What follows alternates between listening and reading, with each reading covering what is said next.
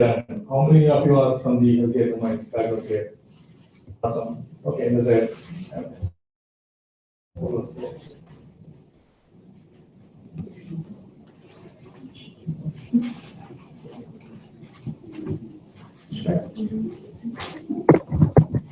Awesome. Thanks. Okay, so what I'm going to do in this presentation is going to give you a quick overview. Probably this would be very helpful for folks who have not been in healthcare domain, and useful for folks in terms of knowing a little bit more in terms about the domain that you're working on. And this is going to be a kind of like a story kind of presentation. I'm going to keep moving this slide, but I'm going to kind of like talk to you folks a lot. So if you have any questions in the middle, just feel free to stop me. I have a strict time check of 20 minutes, so I try to finish my lightning talk within that. So the reason I chose this topic is because the first time I actually entered into the healthcare domain, I did not know what I was doing. I did not understand the importance and what is the contribution that I was doing to the society. And then I learned a lot in this 10.5 years that I had been with this domain. All my testing experiences with this domain. Though my specialty is US healthcare domain, I always correlate back into the Indian healthcare. That has given me a lot of satisfaction, like was mentioned in the introduction of mine. I always feel I may not be a great person where kind of like I can help a lot of people going out in the road, but I feel happy that every time I go into the work and I try to make my software work, I feel happy that some doctors and some nurses and some folks at somewhere in the world is actually using the product that is being tested by us, and it is actually working pretty well, right? So the first, having said that introduction, how many of you believe that software can kill people? Okay, there is only 1, 2, 3. Okay, now a handful of people. So software has killed people in the past. Have you heard about the 25 before?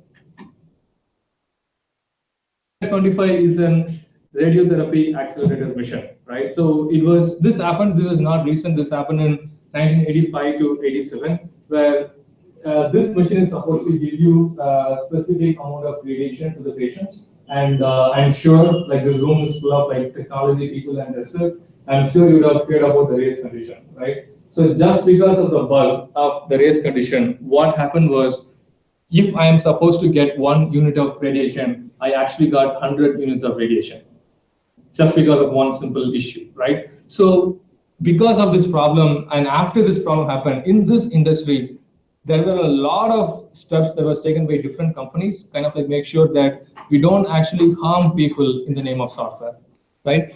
And like I said, the importance in this field, the satisfaction that you get when you get out of the work is not just the satisfaction of making the product work, it is also the satisfaction of contributing back to your fellow human beings, right?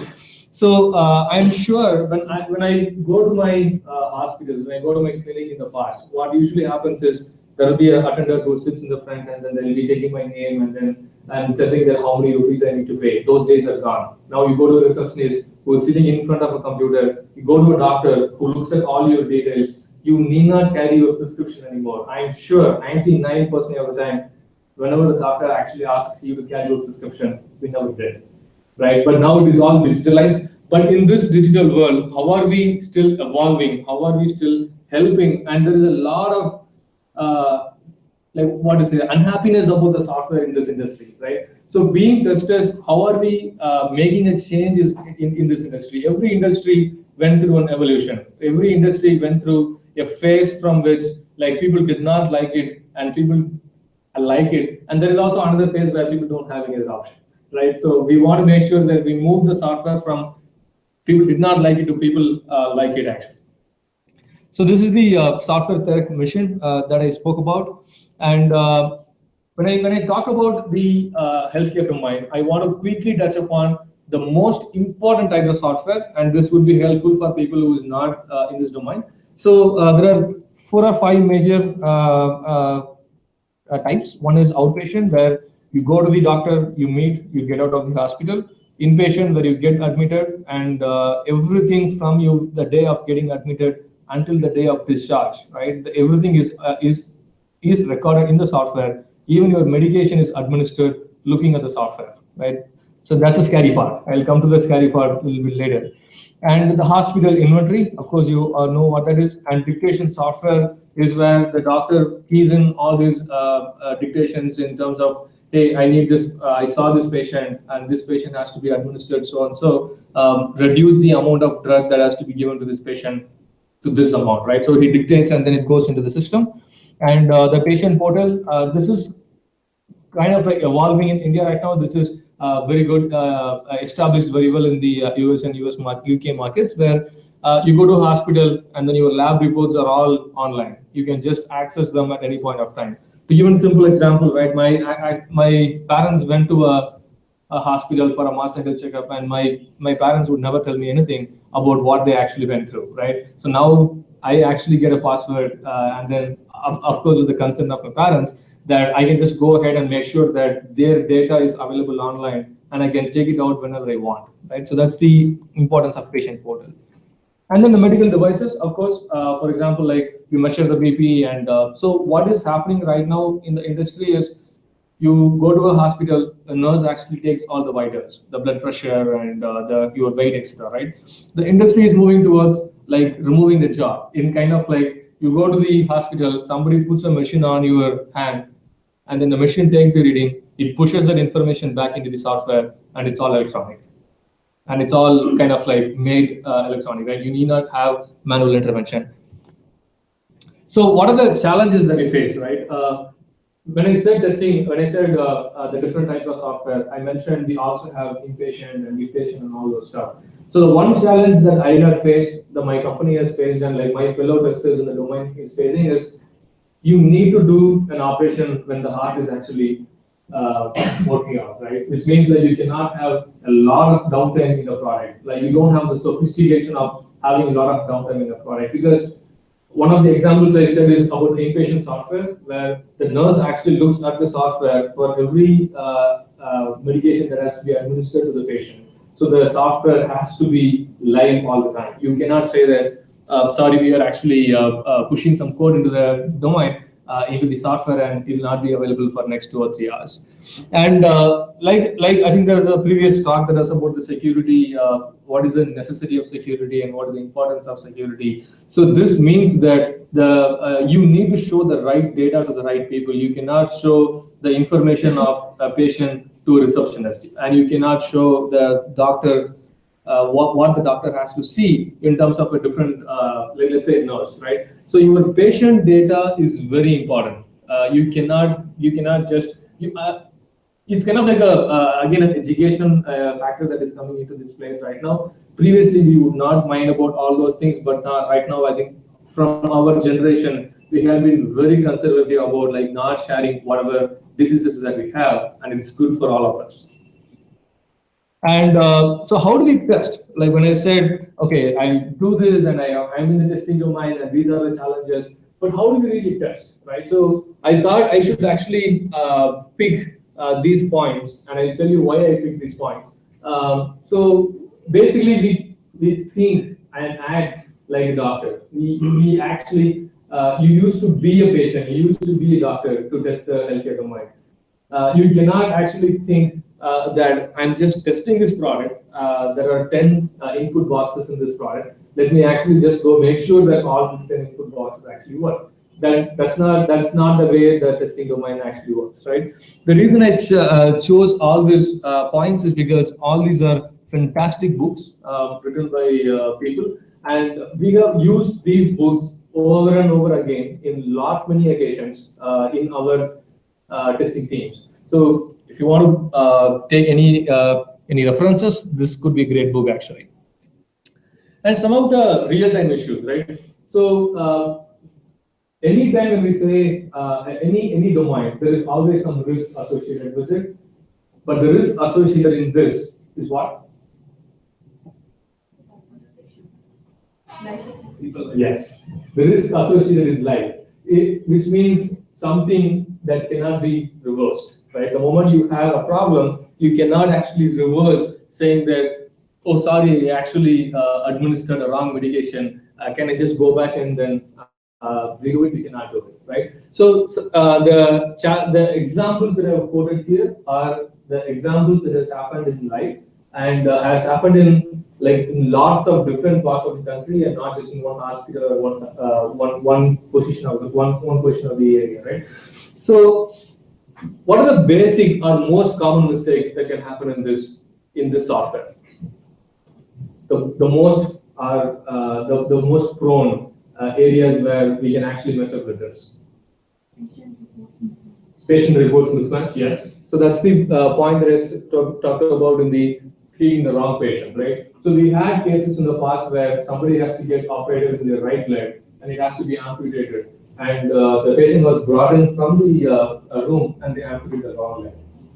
Just imagine the trauma that you would actually go through if you actually you are there in their position, right?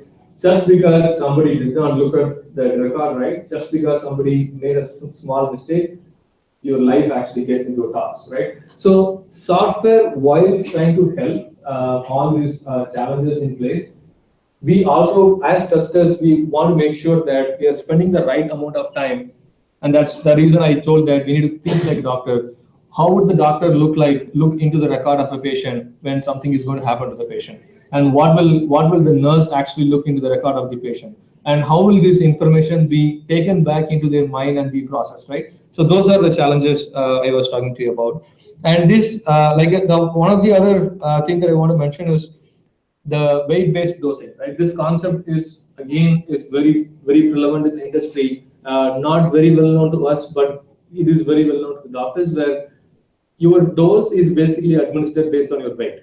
You are not just given randomly saying that, okay, you have, I take an antibiotic of this milligram. You are not randomly told. They check the weight and then make sure that this is one sample vital chart, one sample chart for like what is the weight and what is the dose that can be administered to someone, right? So this is again calculated through the product most of the time. There are chances that, and there is one bug that has happened in the past where in one of the electronic healthcare record products, we call it EHR in short, where every time the patient goes into the hospital, every time the patient was administered with the first weight that was taken for him and not with the recent weight, which means your dosage is continuously going to change, right? So this, like again, it all depends upon the design of the system, and it starts from the design, right? It's not just about the testers who are sitting in the last of the cycle, in the food cycle, and they're not responsible for everything. And it starts from design. It has to be in people's mind. It cannot be just a part of process in a piece of paper, and then we cannot just roll out a healthcare product with people who has no commitment to any of the design cycle, any of the SDLC cycle we have.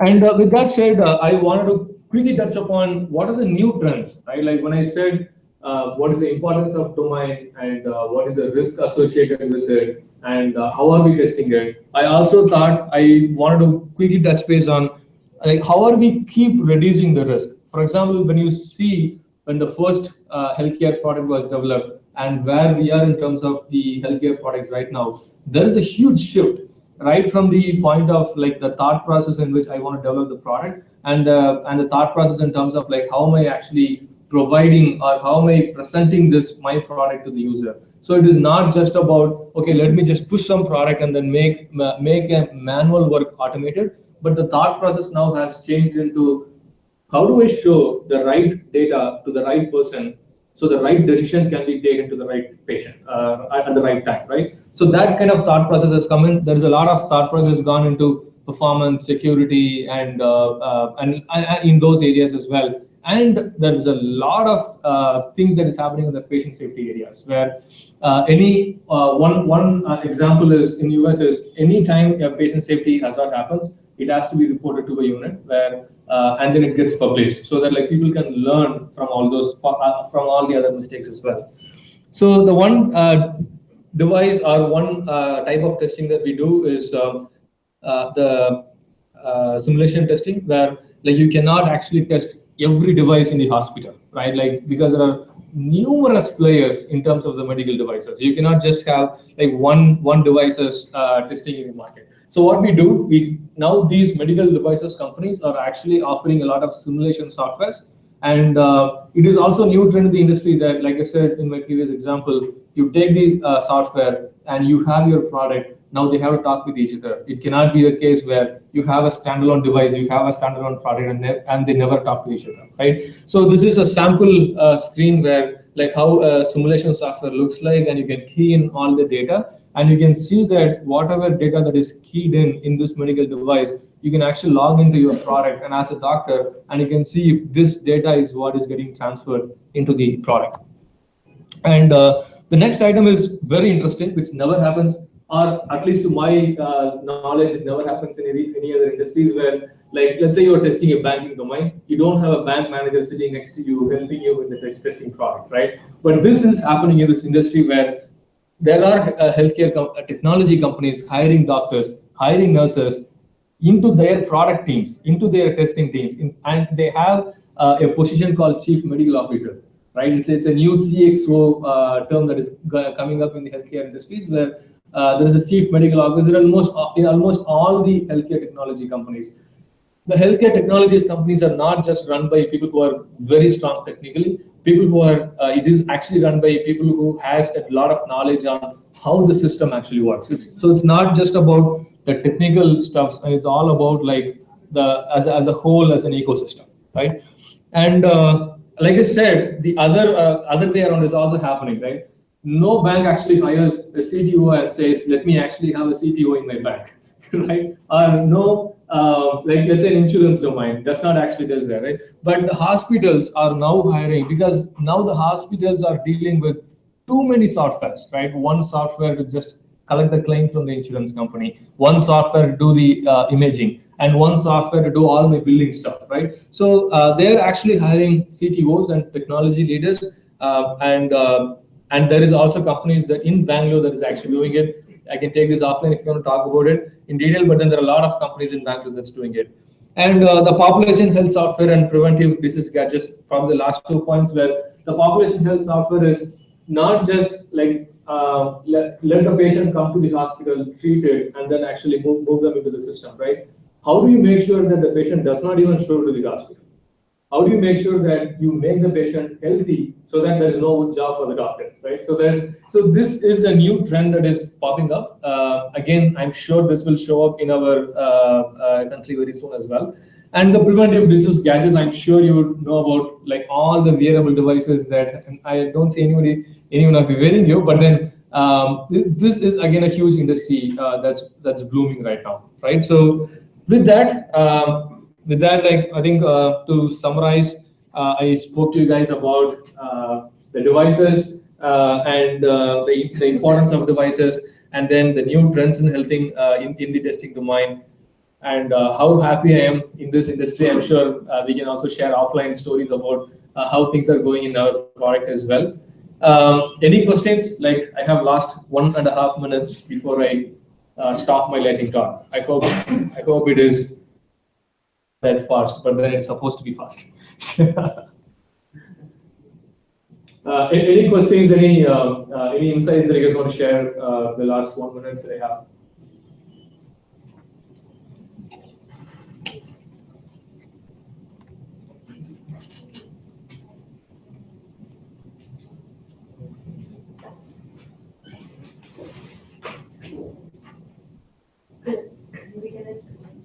Perfect. Very good. Thank you very much for listening.